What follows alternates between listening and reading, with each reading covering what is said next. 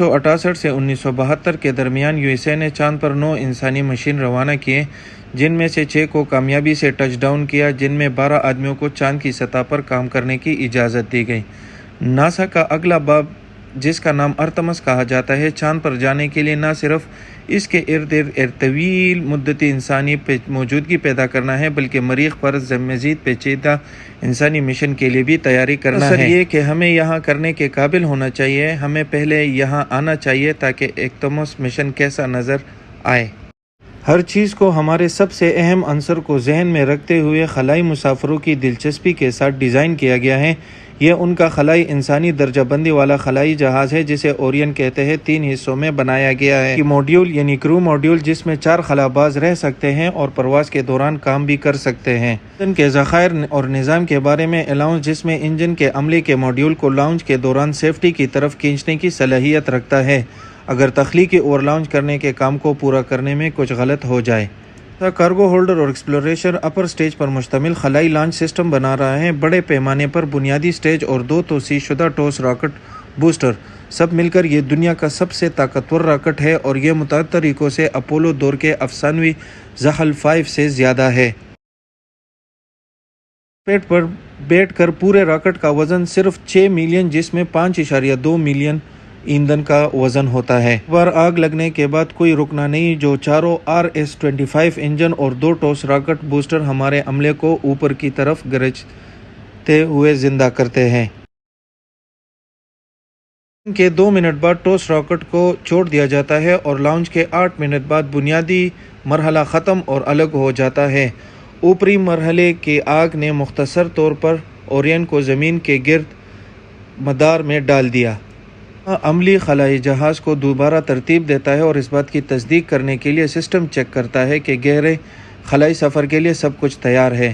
Mission control سے جانے کے ساتھ عملہ مکمل طور پر چھوڑنے کے لیے ایکسپلوریشن اپر سٹیج انجن کو دوبارہ جلا دیتا ہے۔ تربازی کا صحیح وقت اس رفتار تک پہنچنے کے لیے اہم ہے جو زمین کے کش ثقل سے بچ سکتی ہے، بلکہ اوریون کو بھی ایسے راستے پر جو چند دنوں بعد چاند کو کاٹ دے گی۔ ایک بار جب یہ جلتا ہے تو SLS کے اوپری مرحلے کو ختم کر دیا جاتا ہے اور عملہ کئی دنوں تک اوریون کی طرف ان تمام لوگوں کی طرف جاتا ہے جو چاند پر ان کا انتظار کرتے ہیں۔ فرق نظر آتا ہے بجائے اس کے کہ اوریون کو پیش کرنے کے لیے ایک ایکسپینڈیبل قمری کمانڈ ماڈیول ہے یا ایک محدود قمری لینڈ لے جانے کے لیے ارتمس مشن مختلف نقطہ نظر سے فائدہ اٹھائے گا۔ قمری مشن کے لیے ہر چیز تجارتی اور بین الاقوامی پارٹنر کی طرف سے پیشگی پوزیشن میں ہوگی۔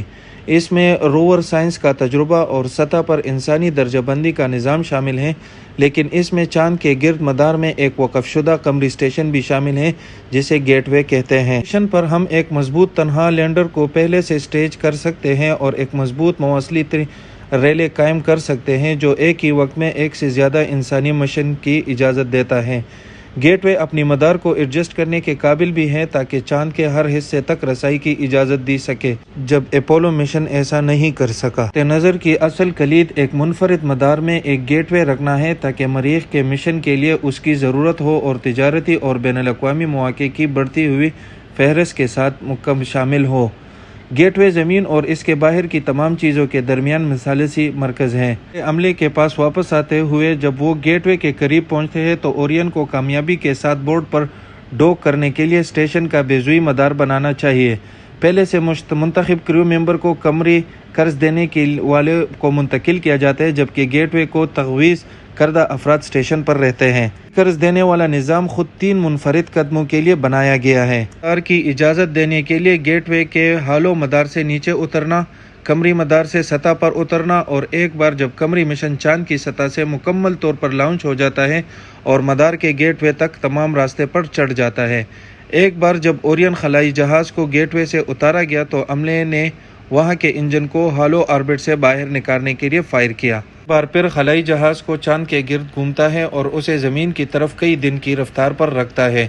جیسے ہی ان کا سفر ختم ہونے کے قریب ہے، سروس ماڈیول جاری کیا جاتا ہے اور عملے کا ماڈیول ہیٹ شیلڈ پر مبنی ہے جو پہلے زمین کے ماحول میں 25,000 میل فی گھنٹہ کی رفتار سے داخل ہوتا ہے۔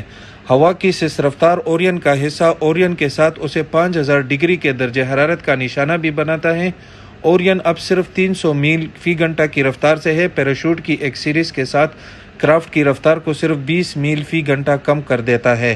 کامیاب مشن کے ساتھ ارتمس مرد اوروتو کی اگلی لہر میں اپنے چاند کو تلاش کرنے اور ثابت کرنے کے لیے کہ ہم مل کر اس سے